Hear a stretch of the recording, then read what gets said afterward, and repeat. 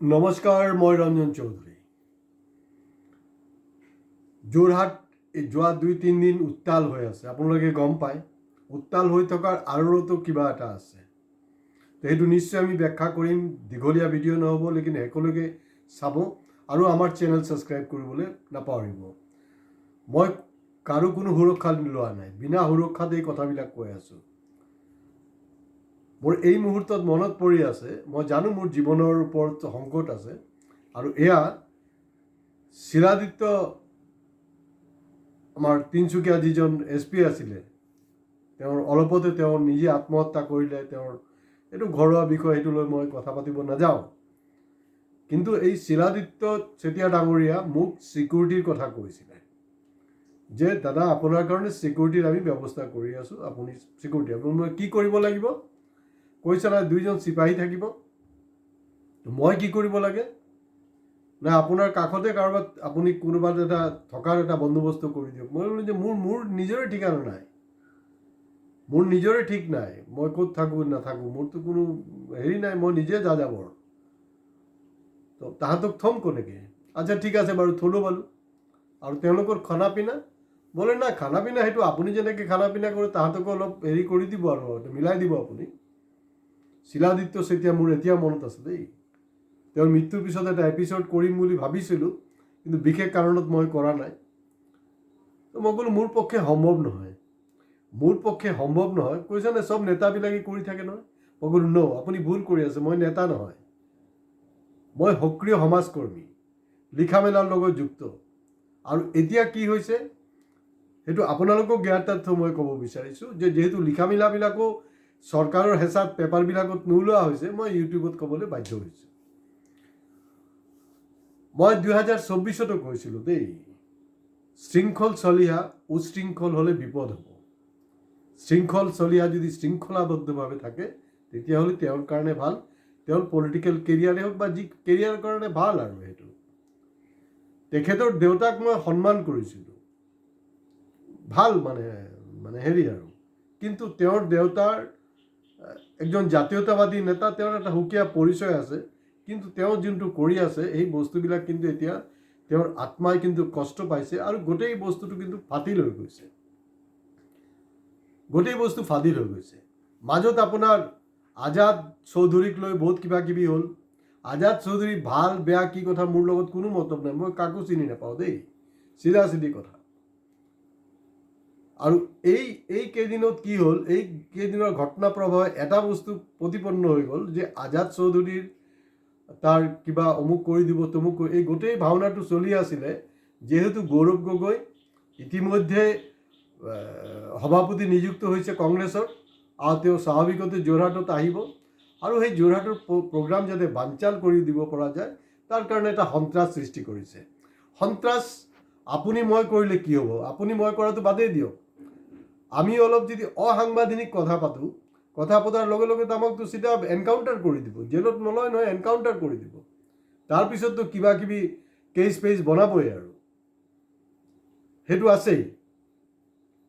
কিন্তু যোৰহাট, মই ইয়াৰ আগতো কৈছিলোঁ, যেতিয়া তথাকথিত দ্বিতীয় ৰাজধানী ডিব্ৰুগড় কৰা হৈছিলে, মই কৈছিলোঁ যে প্ৰথমটো হ'ল যে আপোনাৰ দ্বিতীয় ৰাজধানী কোনো প্ৰয়োজনে নাই, আৰু 2 নম্বৰ হ'লগৈ যে যদি দ্বিতীয় ৰাজধানী কৰিবলৈ আছে তেতিয়া সকলো ফালৰ পৰা যদি চালি জাৰি চায় তেতিয়াহ'লে যোৰহাট হ'বগৈ আইডিয়েল প্লেচ, কাৰেক্ট প্লেচ। কিন্তু সেইটো মুখ্যমন্ত্ৰী ডাঙৰীয়া তেওঁ নিজৰ ভেষ্টেড ইণ্টাৰেষ্টৰ কাৰণে সেইটো কৰা নাই, কাৰণ যিহেতু গৌৰৱ গগৈ এতিয়া তাত গৌৰৱময় পৰিৱেশ জয় জয়কাৰ হৈ আছে, কথাটো সেইটোৱে। আৰু যোৰহাটৰ ৰাইজ যে সজাগ সচেতন, এয়া কিন্তু আজি 2024ত গৌৰৱ গগৈক জিকাই পাৰ্লামেণ্টত মজিয়ালে পঠিয়ালে, সেইটো তেওঁলোকৰ প্ৰথম অগ্নি পৰীক্ষা আছিলে। আৰু 31 মে দ্বিতীয় অগ্নি পৰীক্ষা আছিলে, সেইটোতো কিন্তু যোৰহাটৰ ৰাইজ উত্তীৰ্ণ হ'ল। আৰু শৃংখলৰ যি উচ্ছৃংখলতা, তাত কিন্তু জাতি ধৰ্ম বৰ্ণ নিৰ্বিশেষে যোৰহাটৰ ৰাইজে কিন্তু সেইটো প্ৰত্যাখ্যান কৰিলে, পাত্তাই নাপালে। 5,000 মানুহ লৈ যাব, 5,000 মানুহ ক'ত কিমান হ'ল? আজি 31 তাৰিখে কিমান মানুহ গোট খালে? আৰু তেওঁ যে খুব বাংলাদেশী বহিৰাগতৰ কথা পাতি থাকে, তেওঁৰ আজিৰ যোনটো প্ৰগ্ৰামত যি মানুহবিলাক আছিলে চব কি যোৰহাটৰ আছিলে নে? তাৰ পৰা আমি যোনটো খবৰ পাইছোঁ যে তাতো বোলে বহুত বহিৰাগত ল'ৰা কানি সোমোৱা হৈছে। বহিৰাগত মানে হেৰি নহয়, আকৌ মই বাংলাদেশী বুলি ক'ব বুজা নাই, বহিৰাগত এইটো আমাৰ এই মানে অসমৰ লেংগুৱেজ যদি বহিৰাগত, আপুনি মোৰ চহৰৰ নহ'লে আপুনি বহিৰাগত। কাৰণ আমি দেখিছোঁ যেতিয়া মানে এছেম্বলিত আপুনি কণ্টেষ্ট কৰিবলৈ যায়, যদি বেলেগ কনষ্টিটিউৱেঞ্চিৰ মানুহ ইয়াত লৈ আহে তেতিয়াহ'লে কিন্তু বহিৰাগত প্ৰাৰ্থীক আমি ভোট নিদিওঁ, অমুক তমুক বহুত কিবা কিবি বিপ্লৱ হৈ থাকে। তো গতিকে যোৰহাটৰ ৰাইজ এই বস্তুটোৰ উত্তৰ দিলে। আৰু আজাদ চৌধুৰী সম্পৰ্কে কৈছিলে তেখেতে, কাৰণ আজাদ চৌধুৰী যদি বাংলাদেশী হয়, যদি ফৰেনাৰ হয়, তেওঁকতো এক মুহূৰ্তৰ কাৰণে ইয়াত ৰখাৰ কথা নহয়। তেওঁৰ কাৰণে এইটো ছিষ্টেম আছে, ছিষ্টেম মতে তেওঁলোকক পঠাই দিলে হ'ল। বিজেপি কিয় বিপাঙত পৰিছে? কাৰণ 19 লাখ মানুহ NRCত আহি গৈছিলে, মানে তেওঁলোকৰ হেৰি নাছিলে। তো তাত ডাউট হৈছিলে যে নাই এইবিলাক চব মানে কিজানি মুছলমানে ওলাব, কিন্তু উল্টা হৈ গ'ল খেলটো। 16 লাখতকৈ বেছি ওলালে আপোনাৰ হিন্দু বঙালী। তো গতিকে হিন্দু বাঙালীকতো খোজামত কৰিব লাগিব, সেইটো কাৰণে তেওঁলোকে এইটো কৰিব পৰা হৈছে। তেওঁ যে হেংদাং লৈ ঘূৰি থাকে, মই হেৰি কৰোঁ, কি বুলি কয়, মই টেক্স লওঁ, এই যে কথা বতৰাবিলাক কৈ থাকে, মুখ্যমন্ত্ৰী ডাঙৰীয়া ডেফিনেটলি। আৰু আজি কি হ'ল, মানে কেদাৰ খানে কৈছিলে যে মানে দালালি কৰো লেকিন ইমানদাৰী সে দালালি কৰো। তেওঁ যে ইমানদাৰ দালাল নহয়, আজি কিন্তু গুৱাহাটী নহয় গোটেই অসমৰ ৰাইজে কিন্তু এইটো স্পষ্ট হৈ গ'ল যে তেওঁ শৃংখল চালিয়া কাৰ হৈ দালালি কৰি আছে। এইটো একেবাৰে কেটাগৰিকেলি স্পষ্ট হৈ গৈছে। আৰু একজন দেখিছোঁ মই যোৰহাটৰে, খুব সম্ভৱ তেওঁ এডভকেট, নিজকে এডভকেট বুলি কৈছে, কিন্তু মই বেলেগ চ'ৰ্চৰ পৰা গম পালোঁ তেওঁ কংগ্ৰেছৰ মানুহ, তেওঁ কংগ্ৰেছৰ স্প'ক্স পাৰ্চন। সঁচা মিছা নাজানো, তেওঁ এডভকেট বুলি কৈছে, ঠিকে আছে বাৰু, এডভকেট, কিন্তু তেওঁ লগত ক'ব লাগে, ইমান ভয় কেলে? ক'ব লাগে যে মই কংগ্ৰেছৰ স্প'ক্স পাৰ্চন হয়, মই কোনো পাৰ্টিৰ স্প'ক্স পাৰ্চন নহয়, মই লিখা মেলা কৰোঁ, মই শ্ৰমিকৰ কাৰণে ফাইট কৰোঁ, আৰু এতিয়া একজন ইউটিউবাৰ হিচাপে কাম কৰি আছে। যেহেতু বাকী টিভি চেনেলে এই কথা বতৰাবিলাক লৈ একদম খাৰাংখাজ কথা পাতিব নোৱাৰে, নকয়, সেইটো কাৰণে মই কৈ আছোঁ। আৰু আজাদ চৌধুৰীৰ তাত বুলডোজাৰ চলাব লাগিব বুলি কৈছিলে যে, ক'ত শৃংখলৰ যে ইমান যে বাহিনী আছিলে লৈ তাত যোৱা নাই কেলে? তাত যদি ইমানেই দম আছে, মানে চৰকাৰৰো ছাপোৰ্ট আছে, কিন্তু তাত তাৰ যোৰহাটৰ হিন্দু, মুছলমান, খ্ৰীষ্টান, বঙালী, অসমীয়া, মাৰোৱাৰী, বিহাৰী যি আছে চবে কিন্তু তাৰ বিৰুদ্ধে ঐক্যবদ্ধভাৱে থিয় দিলে। আৰু আজি 31 তাৰিখে কোনো ধৰণৰ অপ্ৰীতিকৰ এটা পৰিস্থিতি সৃষ্টি হ'ব পৰা নাই। আৰু মই আপোনালোকক কৈ থৈছোঁ দেই, মই মানে হেৰি নামানো, মানে কি বুলি কয় এইটো, আকৌ যে মানে মানুহে যে জন্ম লয়, তৃতীয়বাৰ যে জন্ম লয়, সেইবিলাকৰ ওপৰত বহুত ফিল্মো হৈছে। লাচিত বৰফুকন তেওঁ যদি আকৌ এবাৰ জন্ম লয় নহয়, মই আজিৰ দিনত কৈ আছোঁ দেই, ল'ব পাৰে। কাৰণ এই সেনাবিলাকৰ যি উৎপাত ষ্টাৰ্ট হৈছে, তেওঁতো অকল নিজৰ তেওঁতো মোগলক খেদিছিলে, তেখেতকতো মোগলক পৰাস্ত কৰিছিলে, মোগলক খেদিছিলে। আৰু বাঘ হাজৰিকাৰ অস্তিত্ব নাইকিয়া কৰিব বিচাৰিছে চৰকাৰে।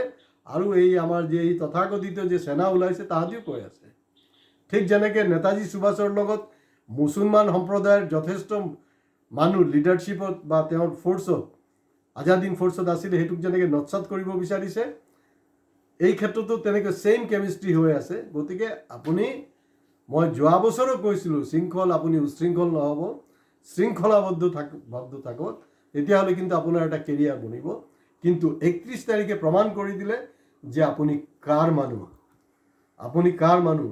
আৰু যোৰহাটবাসীক মই চেলুট জনাইছোঁ যে আপোনালোক এই যে শৃংখলৰ যি উশৃংখলতাক যে আপোনালোকে নৎসাত কৰিলে আৰু অহা দিনতো কৰি থাকিব, সেইটো খুব জৰুৰী হয়।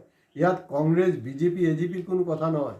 যোৰহাটৰ যোনটো সাংস্কৃতিক ৰাজনৈতিক সচেতনতা, সেইটো কিন্তু দেখুৱালে। মই কেতিয়াবা কওঁ যে গুৱাহাটী হ'ব পাৰে কেপিটেল, কিন্তু গুৱাহাটীতকৈও কিন্তু যোৰহাটৰ ৰাজনৈতিক সচেতনতাটো বহু বেছি মানুহবিলাকৰ। এই যোৰহাট লোকসভা সমষ্টিতে কিন্তু এক সময়ত CPI দলৰ ধ্ৰুপদ বৰগোহাঁয়ে প্ৰায় 2 লক্ষ ভোট দিছিলে, তেতিয়া কংগ্ৰেছৰ ৰমৰমীয়া বজাৰ। তৎসত্ত্বেও গতিকে যোৰহাটৰ এটা বেলেগ হেৰি আছে, আৰু আজি তেওঁলোকৰ ঐক্যবদ্ধ প্ৰয়াসত এইটো হ'ব পৰা নাই। আৰু সেই যে আপোনাৰ যোনটো জেৰিয়াৰ কথা কৈ আছিলে, আপোনাৰ বুলডোজাৰ চলাব, তেওঁৰ বিপ্লৱ ক'ত হ'ল? বিপ্লৱ অকল মিউনিচিপালিটিত গৈয়ে মেমৰেণ্ডাম দি সামৰণি মাৰিলে। যোনটো তেওঁ হুংকাৰ দিছিলে, হেংদাং লৈ বহুত কিবা কিবি কৈছিলে নহয়, যে তাত হেৰি কি ঢাকাই পট্টিত হেৰি কৰিব, ঢাকাই পট্টিত বুলডোজাৰ চলাব। ঢাকাই পট্টিত বুলডোজাৰ তাততো যোৱাই নাই, কাৰণ এইটো মুখ্যমন্ত্ৰীও জানে যে তাত যদি যায় তাক কিমা বনাই দিব, আৰু মুখ্যমন্ত্ৰীয়ে একোডাল কৰিব নোৱাৰে। গতিকে আজি ইমানতে শেষ কৰিছোঁ। গতিকে আমি ধৰ্ম জাতি সেইবিলাকক ভেদাভেদটো পাহৰি গৈ অসমৰ কেনেকৈ উন্নয়ন কৰিব পৰা যায় তাৰ কাৰণে আমি সকলোৱে ঐক্যবদ্ধভাৱে কাম কৰিব লাগে। আৰু পাৰ্টি যোনে হওক ভাল কেণ্ডিডেটক 2026-ত মানে জিকোৱাটোৱে আমাৰ একজন সাধাৰণ নাগৰিক বা ভোটাৰ হিচাপে এইটোৱে কৰ্তব্য হোৱা উচিত। আৰু এই ধৰণৰ উগ্ৰ জাতীয়তাবাদ আৰু বিশেষকৈ শাসকীয় দল বিজেপিৰ মানে স্পনচাৰশ্বিপত এই ধৰণৰ যিবিলাকে গুণ্ডামি ভণ্ডামি কৰি আছে নহয়, সেইবিলাক মানে বৰদাস্ত নকৰে।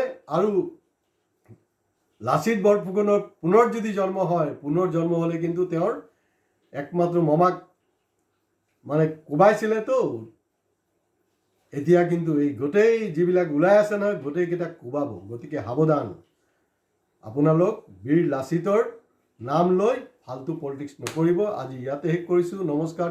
ভিডিঅ' ভাল লাগিলে শ্বেয়াৰ কৰিব, কিন্তু ছাবস্ক্ৰাইব কৰিবলৈ নাপাহৰিব।